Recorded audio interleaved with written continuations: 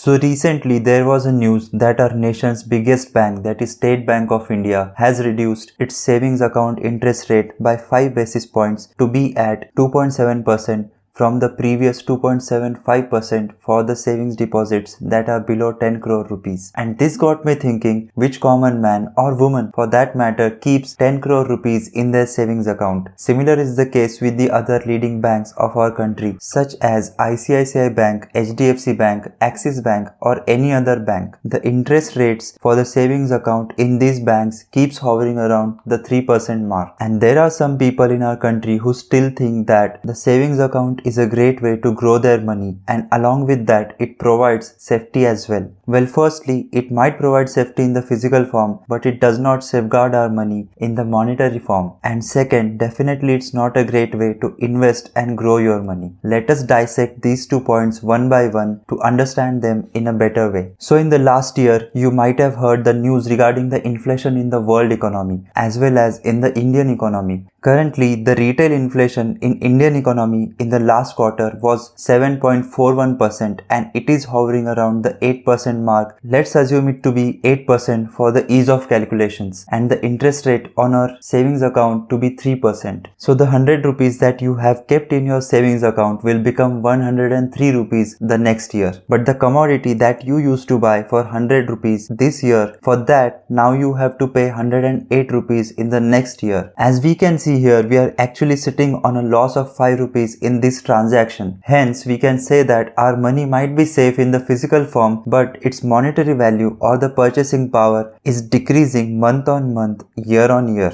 Therefore, we must think beyond savings account to at least beat the inflation and let our money not lose its value. Coming to the second point, that is savings account as an investment option to grow your money. So there is a very famous rule in investment, which is the rule of 72.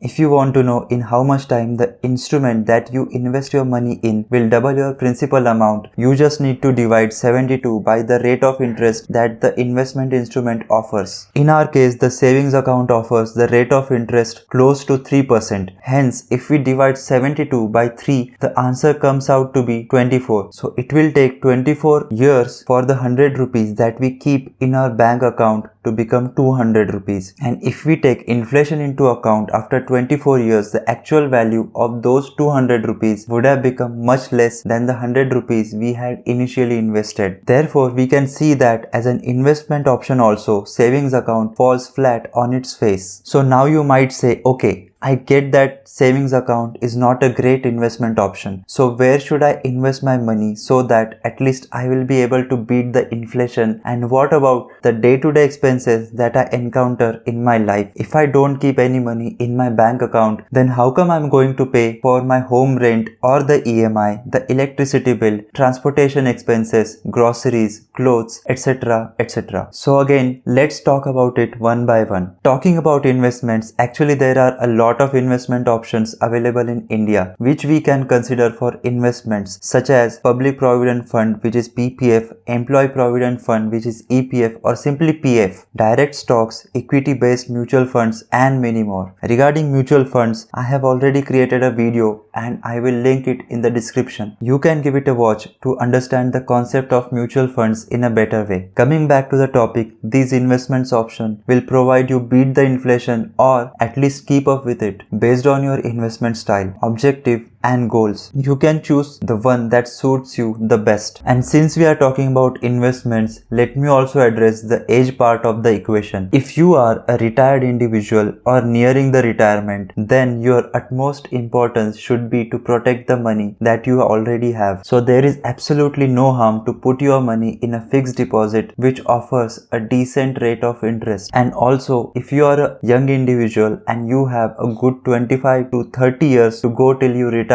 then parking for your emergency fund, you can make use of the fixed deposit. Apart from that, your focus should not only be to beat the inflation but also to grow the money that you earn. Coming back to taking care of the day-to-day life expenses that we encounter on a daily basis, since you are carrying the current lifestyle of yours for a long time, you might have a fair idea of the essential expenses that you need to undertake each month. And if you don't have any clue about that, try to track the expenses for at least 3 months to have a clear picture, and now you should keep the same amount of money as your expenses plus some extra amount to take care of the unforeseen expenses in the savings account, and the rest of the money should go into the investments. But as all of the things have their advantages and disadvantages, the savings account is also no exception to this. So in this section we will have a look at some of the very few advantages of the savings account and the disadvantages. Number 1 is high liquidity. The savings account provides high liquidity among all the investment options. Apart from the cash sitting in your pocket, it allows you to access and use your funds as and when you like. Also, there is no lock-in period or a cap or penalty on the number of transactions or withdrawals you can make. Advantage number 2 is debit card with added benefits. The bank offers you a debit card when you open a savings account with them. You can use this debit card to withdraw cash from ATMs. You can also make purchases directly with the card with just a swipe. In addition to that convenience, bank offers rewards and cashback when you use the debit card anywhere. You can enjoy these rewards on everything from refueling your vehicle and movie tickets to dining and more. The advantage number 3 is safety of the money. Usually the savings account is one of the safest forms of investments. Unless there are some exceptional events such as the bankruptcy or theft, there are negligible chances of losing the principal amount you had deposited. Regarding the disadvantages, I think we have already covered them during the discussion in this video, but let me explain one of its advantage that can also be a disadvantage to you. Though the savings account provides high liquidity, the easy access to the funds can prove detrimental to your savings if you are an impulsive spender and do not keep a monthly budget. So in conclusion, we can say that the savings account becomes a good choice when our goal is to protect our deposited amount, but it is detrimental if our goal is to grow our money and beat the inflation so that the purchasing power of our money does not go down in real terms. But it is also okay to keep as much money to help us meet our day-to-day life expenses in the savings account because it provides a high liquidity. I hope you found this video useful and it solved the doubt you had in your mind. Please like, comment, share and subscribe to this channel. I will meet you in the next video.